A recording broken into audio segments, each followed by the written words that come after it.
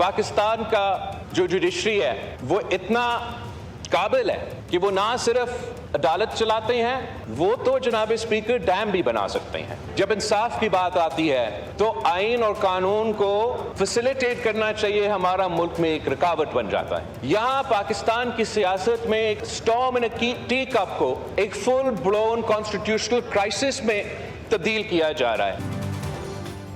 PTI को सीटें ऐसी दी गई जैसे कोई टॉफी हो। एक इदारा बार बार पार्लियामेंट में मुदाखलत करता है। पूरी दुनिया में कोई जुडिशरी हमारी अदलिया का मुकाबला नहीं कर सकती। ये इंसाफ भी देती है और डैम भी बना सकती है। चेयरमैन पीपल्स पार्टी बिलावल भुट्टो का तंज कौमी असम्बली इजलास में इजहार ख्याल करते हुए बोले, इस वक्त इदारों के दरमियान फासला नजर आ रहा है। एक मरी हुई सियासी जमात को ऐन वक्त ऐसा फायदा दिया कि पूरी जमात मोबिलाइज हो गई। बांग्लादेश में हुकूमत के खिलाफ तहरीक भी अदालती फैसले की वजह से शुरू हुई।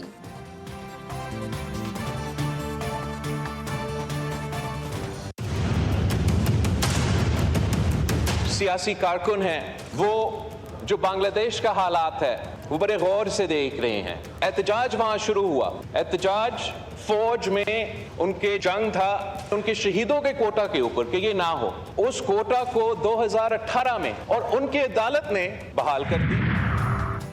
मैं मुअज़्ज़िज़ मेहमान आने ग्रामी की वजह से यहाँ बहुत कुछ बोलना चाहता था मगर नहीं बात की। ऐवान के तकाज़ों को जानता हूँ। अपोजिशन लीडर उमर अयूब का एतराज़। ऐवान में बोले, बिलावल भुट्टो और जरदारी ने जिस तरह बात की वो साबिक वज़ीर ख़ारिजा रह चुके हैं, उन्हें ज़ेब नहीं देता था। फ़ज़ीलत शेख नव्वरतुम अजवा पाकिस्तान बिवजूदिकुमुल मुबारक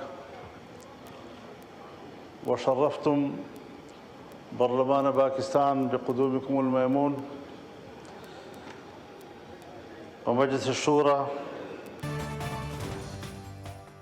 मौलाना फजलुर रहमान ने मुअज़्ज़िज़ सऊदी मेहमानों को अरबी ज़बान में खुश आमदीद कहा। कौमी असम्बली के इजलास में उन्होंने कहा कि एक मुअज़्ज़िज़ मेहमान यहाँ तशरीफ़ लाए हैं, ऐसे में दाखिली सियासत ज़ेरे बहस नहीं लानी चाहिए। अपनी कमज़ोरियाँ खुद दूर करना है, कोई और नहीं करेगा। हमें खुद मजबूत होना होगा। मुस्तफ़ा कमाल बोले, बिलावल भुट्टो की तजवीज़ से इत्तेफ़ाक करता हूँ कि मुल्क के मसाइल पर तलख़ियाँ पैदा ना करें। इतनी गुंजाइश छोड़ें कि कम अज़ कम मुल्क की बहरानों पर बात कर सकें।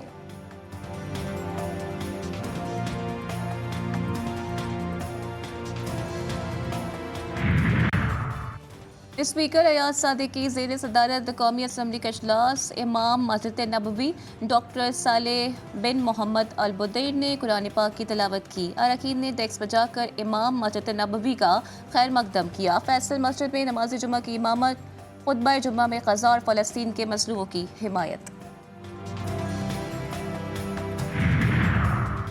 कौमी असम्बली में भी अरशद नदीम के गोल्ड मेडल की गूंज। इजलास में अरशद नदीम की कामयाबी पर मुत्तफ़िका करारदाद मंजूर। करारदाद में अरशद नदीम को आला तरीन सिविल अवार्ड से नवाजने की सिफारिश। स्पीकर ने गोल्ड मेडल जीतने पर ऐवान की तरफ से मुबारकबाद पेश की। बिलावल भुट्टो, ख्वाजा आसिफ, उमर अयूब और मौलाना फजलुर रहमान का भी अरशद नदीम की कामयाबी पर फ़ख्र का इजहार, कौमी हीरो करार दिया।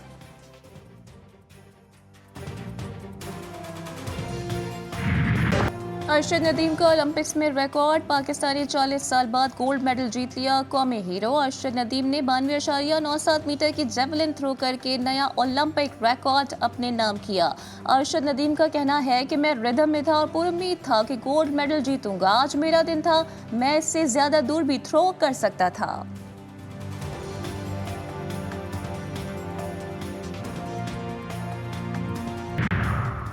जर्नलों और ब्यूरोक्रेट्स ने मुल्क का निज़ाम संभाल लिया है। अटॉर्नी जनरल को इल्म ही नहीं कि चीज़ें कैसे हो रही हैं। चीफ जस्टिस काजी फाइज ईसा के मार्गला नेशनल पार्क में कमर्शियल सरगर्मियों से मुताल्लिक़ केस में रिमार्क्स। सुप्रीम कोर्ट ने मार्गला हिल्स नेशनल पार्क वजारत दाखिला को मुंतकिल करने पर हुकूमत से जवाब मांग लिया।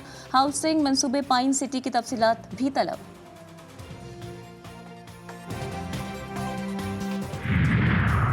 वज़ीर-ए-आज़म शहबाज शरीफ की दूसरी बैनुल-अक़वामी फूड एंड एग्रीकल्चर नुमाइश की इफ्तिताही तकरीब में शिरकत। कहते हैं पाकिस्तान $3 अरब तक ज़राई अजनास एक्सपोर्ट कर रहा है। ज़राअत में तरक्की के लिए मॉडर्न मशीनरी टेक्नोलॉजी इस्तेमाल करना होगी। पाकिस्तान में ज़राई पैदावार में इजाफे के लिए बहुत मौक़े हैं। पाकिस्तानी आलमी माहिरीन की मदद से ज़राई पैदावार बढ़ाई जा सकती है।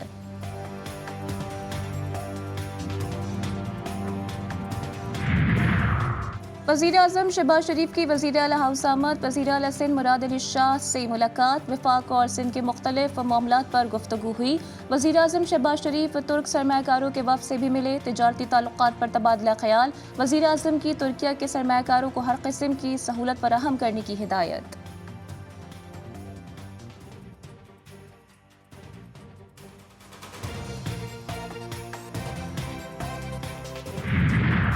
दुनिया को सिक्योरिटी चैलेंजेस का सामना है। दुनिया और पाकिस्तान एक गहरी तब्दीली से गुजर रहे हैं। नायब वज़ीर आज़म इसहाक डार का 43वें डिप्लोमेटिक कोर्स की ग्रेजुएशन तकरीब से खिताब, बोले नए और गैर रिवायती सिक्योरिटी चैलेंजेस ने आलमी सलामती को गैर यकीनी बना दिया। सबको अपनी जिम्मेदारियों से नबर्द आजमा होना होगा।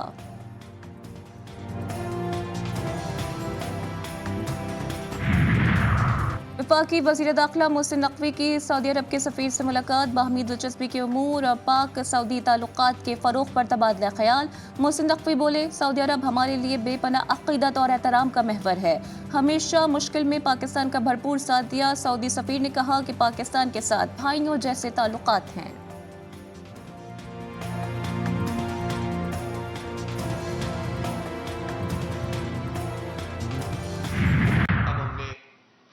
उनसे ये बात तय कर ली है कि अब रिलीफ देना पड़ेगा।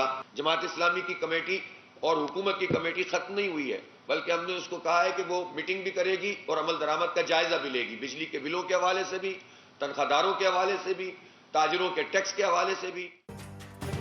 धरने से अपने अहदाफ हासिल किए, मुआहिदा करके हुकूमत को वक्त दिया। धरना मौखर किया है, ख़त्म नहीं किया है।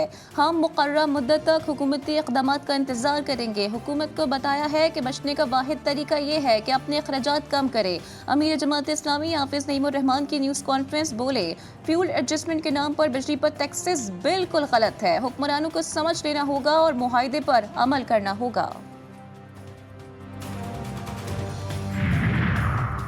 हुकूमत और जमात इस्लामी के दरमियान होने वाले मुआहिदे की तफसीलात सामने आ गई हैं। मुआहिदे में कहा गया है कि बिजली के बिलों और टैक्सेस को फौरी तौर पर कम किया जाए। रेवेन्यू बढ़ाकर तनख्वाहदार तबके पर टैक्स को हर मुमकिन कम किया जाएगा।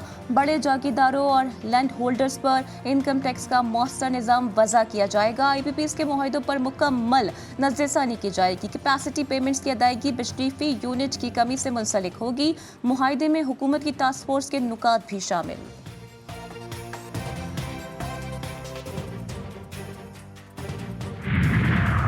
PTI को 22 अगस्त को इस्लामाबाद में जलसे की इजाज़त मिल गई। स्टेट काउंसिल ने इस्लामाबाद हाई कोर्ट को आगाह कर दिया। PTI तरनौल में जलसा कर सकती है। स्टेट काउंसिल का जवाब, PTI वकील शुहेब शाहीन 22 अगस्त की तारीख पर मुत्तफ़िक, तरनौल के बजाय F9 पार्क या कश्मीर हाईवे पर जलसे की इजाज़त देने की इस्तदा।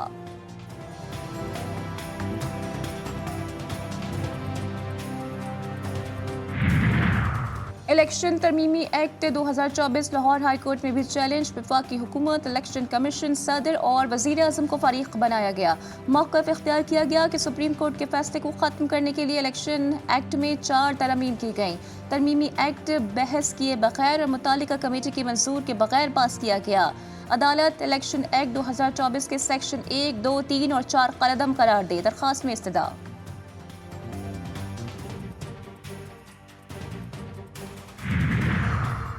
हसीना वाजिद इलेक्शन के वक्त दोबारा बांग्लादेश रवाना होंगी। हसीना वाजिद के बेटे सुजीब वाजिद का दावा। भारतीय मीडिया से गुफ्तगू में कहा कि हसीना वाजिद इंतखाबात में हिस्सा लेंगी या नहीं ये बात अभी तक हतमी नहीं है। मुझे सियासत में दिलचस्पी नहीं, लेकिन बांग्लादेश के मौजूदा हालात को देखते हुए लीडरशिप की शदीद कमी महसूस की है। हिज़्बुल्लाह ने लिबनान के मुख्तलिफ इलाकों में सुर्ख झंडे लहरा दिए। शहीद मज़ाहिमतकारों की तस्वीर भी दीवारों पर चस्पा। हिज़्बुल्लाह ने इसराइल से अपने कमांडर फवाद शुक्र और दीगर मज़ाहिमतकारों की शहादत का हर सूरत बदला लेने का ऐलान कर रखा है। कतर, मिस्र और अमेरिका का इसराइल और हमास पर जंगबंदी तक पहुंचने के लिए बातचीत दोबारा शुरू करने पर जोर। तीनों ममालिक ने मुश्तरका बयान में कहा कि 15 अगस्त को दोहा या काहिरा में फौरी बातचीत दोबारा शुरू करेंगे ताकि मजीद ताख़ीर के बगैर मुआहिदे पर अमल दरामद शुरू हो सके। पेशावर में आटे के बाद चीनी का बहरान। 150 रुपए किलो में मिलने वाली चीनी 160 रुपए में फरोख्त की जाने लगी। कीमतें बढ़ने के साथ ही जखीरा अंदोज भी सरगर्म। मार्केट में चीनी की किल्लत पैदा कर दी गई है। बलूचिस्तान में मानसून की बारिशों की वजह से सब्जियों की कीमतों में भी इजाफा।